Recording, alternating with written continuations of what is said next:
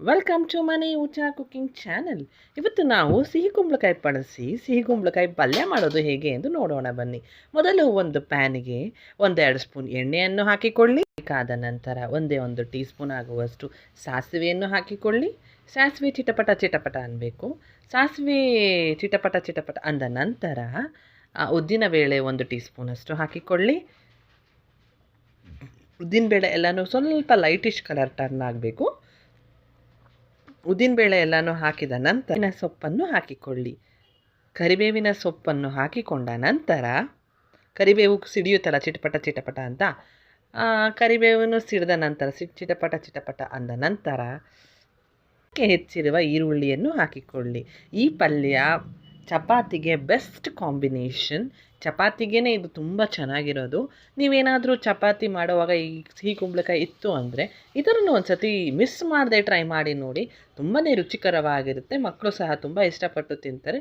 ಇದು ನೀವು ಲಂಚ್ ಬಾಕ್ಸ್ಗೂ ಸಹ ಹಾಕಿ ಕಳಿಸ್ಬೋದು, ಅಷ್ಟು ಚೆನ್ನಾಗಿರುತ್ತೆ ಇದು. ಒಂದು ಸತಿ ಟ್ರೈ ಮಾಡಿ ನೋಡಿ. ಇದಕ್ಕೆ 1 ಟೀ ಸ್ಪೂನ್ ಆಗುವಷ್ಟು ಶುಂಠಿ ಬೆಳ್ಳುಳ್ಳಿ ಪೇಸ್ಟ್ನ ಹಾಕ್ಕೊಳ್ತಾ ಇದ್ದೀವಿ. ಆ ಶುಂಠಿ ಬೆಳ್ಳುಳ್ಳಿ ಪೇಸ್ಟ್ನ ಹಾಕ್ಕೊಂಡ್ಬಿಟ್ಟು ಚೆನ್ನಾಗಿ ಫ್ರೈ ಮಾಡ್ಕೊಳ್ಬೇಕು. ಈರುಳ್ಳಿ ಎಲ್ಲ ಲೈಟ್ ಗೋಲ್ಡಿಶ್ ಬ್ರೌನ್ವರೆಗೂ ಟರ್ನ್ ಆಗಬೇಕು. ಅಲ್ಲಿವರೆಗೂ ಇದನ್ನು ಚೆನ್ನಾಗಿ ಫ್ರೈ ಮಾಡ್ಕೊಳ್ಬೇಕು. ಸಣ್ಣಕ್ಕೆ ಉದ್ದಕ್ಕೆ ಹೆಚ್ಚಿರುವ ಟೊಮೆಟೋಸ್ನ ಹಾಕಿಕೊಳ್ಳಿ. ಟೊಮೆಟೋಸ್ ಎಲ್ಲ ಸಾಫ್ಟ್ ಆಗಬೇಕು, ಅಲ್ಲಿವರೆಗೂ ಇದು ಚೆನ್ನಾಗಿ ಫ್ರೈ ಆಗಬೇಕು. ನಾವು ಒಂದು ಟೊಮೆಟೋನ ಬಳಸ್ತಾ ಇದ್ದೀವಿ. ಇದಕ್ಕೆ ರುಚಿಗೆ ತಕ್ಕಷ್ಟು ಉಪ್ಪನ್ನು ಹಾಕಿಕೊಳ್ಳಿ. ಈಗಲೇ ಉಪ್ಪನ್ನು ಹಾಕಿಕೊಂಡ್ರೆ ಟೊಮೆಟೋಸು ಬೇಗ ಸಾಫ್ಟ್ ಆಗುತ್ತೆ, ಅದಕ್ಕೋಸ್ಕರ ಈಗಲೇ ಸ್ವಲ್ಪ ಉಪ್ಪನ್ನು ಹಾಕ್ಕೊಳ್ಬಿಟ್ಟು ಟೊಮೆಟೋಸ್ ಎಲ್ಲ ಸಾಫ್ಟ್ ಆಗೋವರೆಗೂ ಚೆನ್ನಾಗಿ ಫ್ರೈ ಮಾಡ್ಕೊಳ್ಳಿ. ಯಾವತ್ತೂ ಅಷ್ಟೇ ನೀವು ಈರುಳ್ಳಿನ ಟೊಮೆಟೋಸ್ನ ಎಲ್ಲ ಚೆನ್ನಾಗಿ ಫ್ರೈ ಮಾಡಿಕೊಂಡಷ್ಟು ಟೇಸ್ಟ್ ಸಿಗುತ್ತೆ, ಇಲ್ಲಾಂದರೆ ಅಷ್ಟೊಂದು ಟೇಸ್ಟ್ ಆಗಿರೋದಿಲ್ಲ. ಇದೊಂದು ಟಿಪ್ಪು. ಇದು 1 ಟೀ ಸ್ಪೂನ್ ಆಗುವಷ್ಟು ಅರಿಶಿಣದ ಪುಡಿಯನ್ನು ಹಾಕಿಕೊಳ್ಳೋಣ. ಅರಿಶಿಣದ ಪುಡಿ ಹಾಕಿಕೊಂಡು ಅದು ಅಷ್ಟೇ ಚೆನ್ನಾಗಿ ಇವಾಗೆಲ್ಲ ಮಸಾಲ ಪೌಡರ್ಸ್ನ ಹಾಕ್ಕೊಳ್ತಾ ಹೋಗ್ತೀವಿ. ನಂತರ ಇದಕ್ಕೆ 1 ಟೀ ಸ್ಪೂನಷ್ಟು ಧನಿಯಾ ಪೌಡರ್, 1 ಟೀ ಸ್ಪೂನಷ್ಟು ಚಿಲ್ಲಿ ಪೌಡರ್ ನಿಮ್ಮ ಖಾರಕ್ಕೆ ಅನುಗುಣವಾಗಿ ಹಾಕಿಕೊಳ್ಳಿ.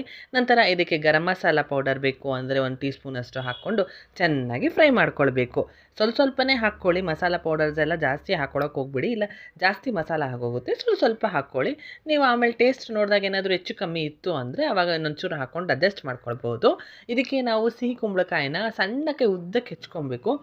ಇದು ಸಿಹಿ ಕುಂಬಳಕಾಯಿದು ಸಿಪ್ಪೆ ಬರುತ್ತಲ್ವ, ಅದೆಲ್ಲ ಏನೂ ತೆಗೆಯೋ ಅವಶ್ಯಕತೆ ಇಲ್ಲ. ಸಣ್ಣಕ್ಕೆ ಉದ್ದಕ್ಕೆ ಹೆಚ್ಕೊಂಡು ಹಾಕ್ಕೊಳ್ಳೋದದು. ನೋಡಿ, ಈ ಥರ ಸಣ್ಣಕ್ಕೆ ಉದ್ದಕ್ಕೆ ಹೆಚ್ಕೊಂಡಿದ್ದೀವಿ. ಈ ಥರ ಚಿಕ್ಕ ಸಿಹಿ ಕುಂಬಳಕಾಯಿ ಇತ್ತು ನಮ್ಮ ಮನೆಯಲ್ಲಿ, ಅದಕ್ಕೆ ಸಿಹಿ ಕುಂಬಳಕಾಯಿ ಪಲ್ಯ ಚಿಕ್ಕದ್ರಲ್ಲೇ ಮಾಡ್ತಾಯಿದ್ದೀವಿ. ತುಂಬಾ ರುಚಿಕರವಾಗಿತ್ತು. ನೀವು ಸಹ ಇದೇ ಥರ ಸಿಹಿ ಕುಂಬಳಕಾಯಿ ತಂದಾಗ ಟ್ರೈ ಮಾಡಿ ನೋಡಲೇಬೇಕಾದ ರೆಸಿಪಿ. ಎಲ್ಲರೂ ಇಷ್ಟಪಟ್ಟು ತಿಂತಾರೆ, ಅದಕ್ಕೋಸ್ಕರ ನೀವು ಟ್ರೈ ಮಾಡಿ ನೋಡಿ. ಇದನ್ನು ಹಾಕಿ ಚೆನ್ನಾಗಿ ಫ್ರೈ ಮಾಡ್ಕೊಳ್ಳಿ. ನಂತರ ಇದಕ್ಕೆ 1 ಟೀ ಗ್ಲಾಸಷ್ಟು ಅಥವಾ ನೀರು ಕುಡಿಯೋ ಗ್ಲಾಸಲ್ಲಿ 1 ಗ್ಲಾಸ್ ನೀರನ್ನ ಹಾಕಿಬಿಟ್ಟು ಲಿಡ್ನ ಕ್ಲೋಸ್ ಮಾಡಿಬಿಟ್ಟು ಬಿಟ್ಬಿಡಿ.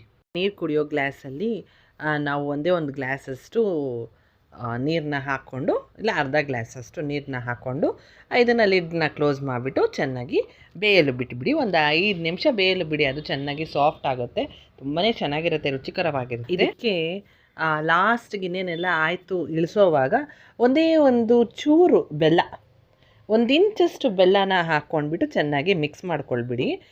ಈ ಬೆಲ್ಲ ಹಾಕಿದ್ರೇ ಅದಕ್ಕೆ ಇನ್ನೂ ಟೇಸ್ಟ್ ಎನ್ಹಾನ್ಸ್ ಆಗುತ್ತೆ. ಬೆಲ್ಲನ ಹಾಕಿಬಿಟ್ಟು ಚೆನ್ನಾಗಿ ಮಿಕ್ಸ್ ಮಾಡ್ಕೊಳ್ಳಿ. ಕುಂಬಳಕಾಯಿ ಕಾಂಬಿನೇಷನ್ ಜೊತೆಗೆ ಮೆಂತ್ಯ ಸೊಪ್ಪಿನ ಚಪಾತಿ ಮಾಡೋದು ಹೇಗೆ ಅಂತ ನೋಡೋಣ ಬನ್ನಿ. ಈಗ ಒಂದು ಬೌಲಿಗೆ ಮೆಂತ್ಯ ಸೊಪ್ಪು, ಸಣ್ಣಕ್ಕೆ ಹೆಚ್ಚಿರುವ ಮೆಂತ್ಯ ಸೊಪ್ಪನ್ನ ಸಣ್ಣಕ್ಕೆ ಹೆಚ್ಚಿಬಿಟ್ಟು ವಾಶ್ ಮಾಡಿಬಿಟ್ಟು ಸ್ವಲ್ಪ ಉಪ್ಪನ್ನು ಹಾಕಿಕೊಳ್ಳಿ. ಉಪ್ಪನ್ನ ಹಾಕಿ ಹಿಟ್ಟು, ಇದಂತೂ ತುಂಬ ಸಾಫ್ಟಾಗಿರುತ್ತೆ ಈ ಚಪಾತಿ. ಯೂಶ್ವಲಿ ನಮ್ಮ ಮನೇಲಿ ಮಾಡೋ ಚಪಾತಿ ಅಂತೂ ತುಂಬಾ ಸಾಫ್ಟಾಗಿರುತ್ತೆ. ಗೋಧಿ ಹಿಟ್ಟು ನಿಮ್ಗೆ ಎಷ್ಟು ಜನ ಇದ್ದಾರೋ ಅಷ್ಟು ಜನಕ್ಕೆ ನೋಡ್ಕೊಂಡು ನೀವು ಮಾಮೂಲಿ ಗೋಧಿ ಹಿಟ್ಟು ಹಾಕ್ಕೊಳ್ತೀರಾ ಅಲ್ವಾ, ಅದೇ ಥರನೇ ಗೋಧಿ ಹಿಟ್ಟು ಹಾಕ್ಕೊಂಡು ಮೆಂತ್ಯ ಸೊಪ್ಪಿನ ಜೊತೆ ಮಿಕ್ಸ್ ಮಾಡ್ಕೊಳ್ಳಿ. ಸ್ವಲ್ಪ ಎಣ್ಣೆನ ಹಾಕಿ ನೀರನ್ನ ಹಾಕಿ ಚೆನ್ನಾಗಿ ಚಪಾತಿ ಹಿಟ್ಟು ಕಲಿಸ್ಕೊಳ್ಳಿ.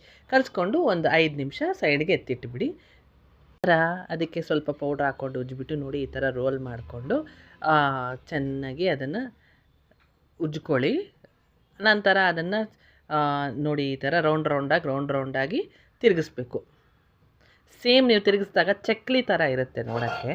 ನೋಡಿ, ಈ ಥರ ನಾವು ಮಾಡೋ ಪ್ರೊಸೀಜರ್ನ ಸೇಮ್ ಹೆಂಗೆ ಮಾಡಿದ್ದೀವೋ ಅದೇ ಥರ ನೋಡಿಕೊಂಡು ಮಾಡ್ಕೊಳ್ಳಿ. ನೋಡಿ, ಈ ಥರ ರೌಂಡ್ ಮಾಡಿಕೊಂಡು ನಂತರ ನೀವು ಚಪಾತಿ ಹಿಟ್ಟು ಹೆಂಗೆ ಉಜ್ಕೊತೀರೋ ಅದೇ ಥರನೇ ಲಟ್ಟಿಸ್ಕೊಳ್ಳಿ.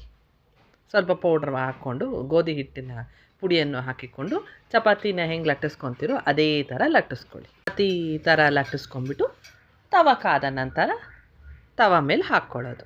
ತವ ಚೆನ್ನಾಗಿ ಕಾದಿರಬೇಕು ಯಾವಾಗಲೂ ಚಪಾತಿ ಮಾಡೋವಾಗ, ಇಲ್ಲ ಅಂದರೆ ರೆಟ್ಟಾಗಿ ಬಂದುಬಿಡುತ್ತೆ. 1 ಸ್ಪೂನ್ ಎಣ್ಣೆನ ಹಾಕಿಬಿಟ್ಟು ಚೆನ್ನಾಗಿ, ಒಂದೇ 1 ಸ್ಪೂನ್ ಸಾಕು, ಎಣ್ಣೆ ಬೇಡ ಅನ್ನೋರು ಹಾಕ್ಕೊಳ್ಳೋ ಅವಶ್ಯಕತೆ ಇಲ್ಲ.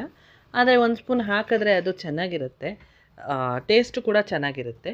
ಹಾಕ್ಕೊಂಡು ಫ್ಲಿಪ್ ಮಾಡಿಬಿಟ್ಟು 1 ಸ್ಪೂನ್ ಎಣ್ಣೆ ಹಾಕ್ಕೊಂಡು ಅದೇ ಥರನೇ ಫ್ಲಿಪ್ ಮಾಡಿ ಸ್ವಲ್ಪ ಲೈಟ್ ಗೋಲ್ಡಿಶ್ ಬ್ರೌನ್ ಟರ್ನ್ ಆದ ನಂತರ ನೀವು ಸರ್ವಿಂಗ್ ಬೌಲ್ಗೆ ಸರ್ವ್ ಮಾಡ್ಕೊಬೋದು. ಅಲ್ಲ, ಇಷ್ಟು ಈಸಿಯಾದ ರುಚಿಕರವಾದ ಮೆಂತ್ಯ ಸೊಪ್ಪಿನ ಚಪಾತಿ ಜೊತೆ ಸಿಹಿ ಕುಂಬಳಕಾಯಿ ಪಲ್ಯ ತುಂಬಾ ಟೇಸ್ಟಿಯಾಗಿತ್ತು. ನೀವು ಸಹ ಇದೇ ಥರ ಟ್ರೈ ಮಾಡಿ ನೋಡಿ, ನಿಮ್ಮನೇಲೂ ಎಲ್ಲರೂ ತುಂಬ ಇಷ್ಟಪಟ್ಟು ತಿಂತಾರೆ. ಇದೇ ಥರ ಈಸಿಯಾದ ರೆಸಿಪೀಸ್ಗೆ ನೋಡ್ತಾ ಇರಿ ಮನೆ ಊಟ ಕುಕಿಂಗ್ ಚಾನಲ್. ನಮ್ಮ ಚಾನಲ್ ಇಷ್ಟವಾದಲ್ಲಿ ಪ್ಲೀಸ್ ಲೈಕ್, ಶೇರ್, ಸಬ್ಸ್ಕ್ರೈಬ್ ಮಾಡಲು ಮರಿಬೇಡಿ. Thank you for watching.